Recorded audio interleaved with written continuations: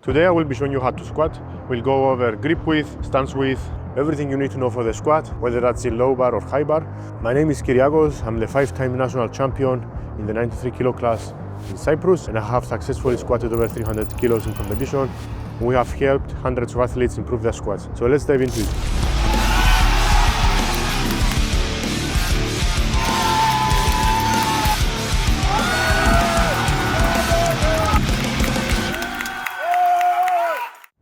So the first thing you have to know when you are squatting is, first of all, the setup, where you should set the bar. That's pretty easy to do. If you're a high bar lifter or a low bar lifter, it will vary a little bit. What's important for the low bar squat is that the bar is around shoulder height, around here. For the high bar squat, you can have it a little bit higher, but this height is a middle solution for both styles. The first thing you have to learn for the squat is how to set up properly, how to build tension so that you don't run into problems when you're squatting. So in this video, we're going to split the video in two parts, how to set up and how to actually do the squat. And in between, I will explain to you some common mistakes in the squat. First things first, what grip you should take. The grip you should take will determine how you will build back tension. There are two options. You can either grip narrower. This is a good option for lifters with good mobility, and the positive of this grip is that you can build upper back tension more passively without thinking about it too much. But for many lifters, this might not be an option because they don't have the mobility in the wrists or in the shoulders for it. So there is also the option of a wider grip. For me, I like to use the ring finger on the ring. Some other lifters, especially bigger lifters, can take middle finger on the ring or pointer finger on the ring. When you are using a wider grip, you have to learn how to build tension more actively, meaning when you go under the bar, you have to think about more stuff. So for your grip, like I said, you can take a closer grip or a wider grip, and you have the option of having the thumb around the bar or over the bar. Having the thumb over the bar will put a little bit more stress on your wrists, but if you are mobile enough, that shouldn't be a problem. And usually with thumb around the bar, you can bend the wrist a little bit more, bring the elbows under the bar, get into a better extension, which for me is very important for the squat. And it can help you build more tightness and stay tight in the bottom position and when you're coming up for the squat. So for me, usually bent wrists are the way to go. You can also have straight wrists, but you run the risk of your elbows flaring up on the way up, and the weight can pitch you forward. So you can try having the thumbs over the bar and slightly bent wrists. So you can start off the squat by taking your grip. For me, it's ring finger on the ring.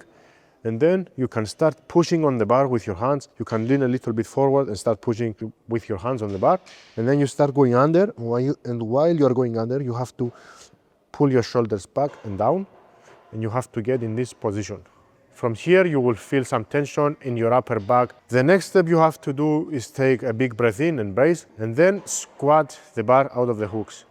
You will know if the bar is too low, if you have to do like half a rep to get it off the hooks, and you know if it's too high, if you have to do like calf raise to get it out of the hooks. So set up your back, brace, half squat the weight of the rack.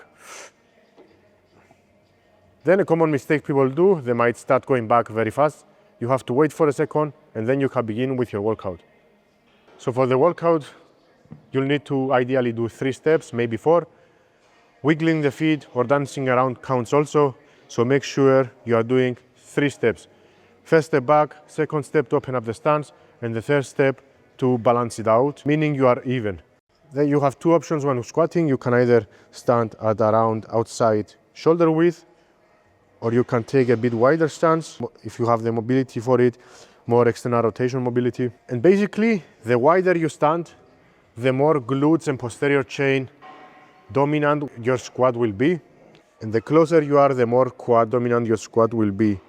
Of course, these things may vary because some lifters have different proportions, meaning if you have longer limbs, you will mostly be posterior chain. If you have shorter legs, shorter femurs, you'll mostly be more quad dominant. So what you want to do is find a stance that's comfortable for you and your mobility allows it, meaning that you won't run into problems or feeling stiff. And you basically need to find the stance that feels more comfortable and the stance that you can put more power into the squat.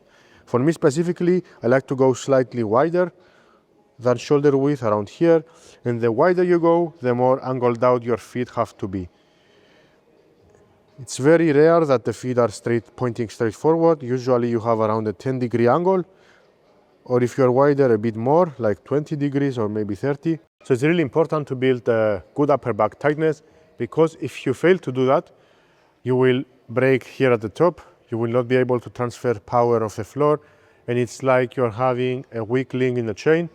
If you have a weak link in the chain, you cannot transfer the power from your legs into the bar, and this way you will round over when you're squatting, and that should be also goodbye lower back. So let me show you how to build upper back tightness when you're going under the bar. You take your grip, and then you push the bar and you start going under the bar. You want to pull the elbows back and down while you're going under, and then you want to put some pressure on your feet and get into this position under the bar. You want to think about pulling the elbows together like this.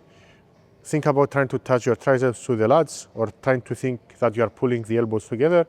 Take a big brace and then lift the bar off the hooks. And that should get you enough back tightness to carry you over the whole set. So let's go over the whole squat. Take your grip, push your hands against the rack or against the bar.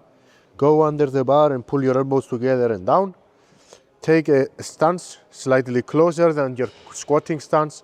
Brace, lift the weight off the hooks. Wait for a second, then do your walkout. 1, 2, 3, now you are even. Rebrace, look forward, and then you start squatting by breaking at the hips and the knees at the same time. And then come up. For me, the best way to brace for the squat is to take a big breath in your belly and push your belly out. Have a little bit extension in your upper body.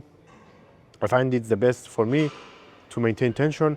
Some other lifters might like to be a bit more stacked, meaning they don't have as much extension, but the main point is you have to pull the air in your belly and try to push your belly button out on the belt and on the sides. If you go focus on pushing front and sides, you will build tension. I like to do it at the same time, so I like to pull air in and push my belly out at the same time. In this way, I feel as tight as possible and I can transfer more power from my feet into the bar. If your brace is weak, your upper body will also be weak and you won't be able to transfer the power, just like if you're not set up properly for upper back tension. And for the squat, you will also need to use a belt at one point. Some other lifts, like the deadlift, some people like to not use a belt. But for the squat, I find it essential. After one point, I haven't seen very often athletes squatting beltless. So putting on the belt is usually preference. A good starting point is to find where your belly button is and put the belt in the middle of the belly button. What you want to do is put the belt so tight that it doesn't move up and down during the squat, but also not so tight that it pulls in your stomach and you cannot expand your belly outside to build tension and a good brace. Some common mistakes athletes might do is that they push their hips back when they're coming out of the hole. Let me show you how it looks like. So you do your workout, and then when you're in the hole, instead of pushing up, you are pushing your hips back, and then you are in this position where you are putting all the load on your low back, and it looks like a good morning. So what you need to think about is that you push your hips up when you come up. Because athletes have different proportions, some athletes may have longer femurs, some athletes may have shorter femurs, the squat will look different from person to person. For some it will look more upright, meaning that you are not leaning forward as much. For some it will look more lean forward. Usually lifters with longer limbs will have to squat in this position no matter what they do, and they can't avoid it, so they have to get stronger in that position. In this case, you can either use flat shoes or heel shoes like the ones I have on right now. Usually when you put on heels, you can get away with if your ankle mobility is not that good, and it can balance out your squat a little bit, meaning that you can have a better balance between posterior chain and anterior chain. This might also be good for long femur lifters, which, like I said, are leaned forward. Squat shoes might help them a little bit, but at the end of the day, it comes to mobility, which position feels best and which position you can produce more force with. So the best thing you can do is to try both options and see which is better for you. So another thing athletes might be struggling with during the squat is that they are losing their balance very often, meaning they get pitched forward or pitched back a lot. So what I like to do for my squat is to build what's called the foot tripod. And if you build this correctly, you don't have to worry about what your knees do during the movement. If you do this correctly, your knees will track where they need to track, so you don't have to focus about pushing them out. This is also good for people with knee valgus, if they have extensive knee valgus. What you want to do is to have pressure on your heel, on your ball of your big toe and the ball of your small toe. For me personally, what I like to do during the squat is to shift a little bit more pressure on the outside of the foot, and this will help me find my midfoot around here.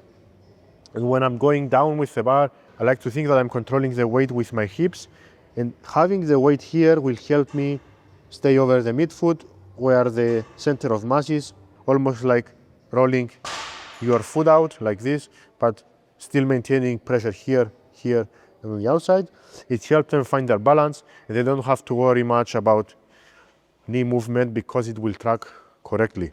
Also, if you have knee valgus, meaning that your knees come in when you're squatting up, this cue with the feet can help you maintain a good knee position. Usually the knees have to track over the toes. Where the toes are pointing, you have to track the same way. So if they point outside, the knees have to track a little bit outside.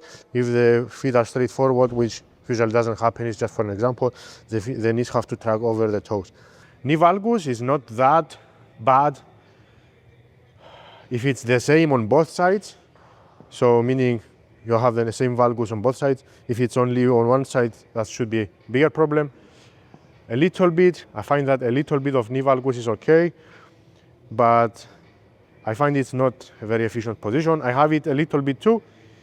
A little bit is okay, but if it's extensive, I don't find it very, very helpful for the squat, and it has to be fixed usually by standing a little bit wider, getting the glute stronger, or fixing your stability in the feet. So that was everything you need to know about the squat. We covered grip width, stance, how to squat, how to set up upper back tension, how to brace. So that's everything you need to know. There's a lot of things to take in, so you have to work on some things, a few things at a time. If you like this video and you found it helpful, make sure you subscribe and drop a like on this video. It helps us out, put up more free content. And if you need help with your squat, you can send me a message on Instagram. We're gonna put it somewhere around here. If you need help getting stronger, you can also check out Strength Blocks, our coaching service. We have helped hundreds of athletes get stronger in the squat, bench press, and deadlift. And we have also produced multiple national champions, and we also have vice European champions in the team. So if you want to get stronger or you're stuck in training, we can help you out. Make sure you head to www.strengthblocks.com and join the team.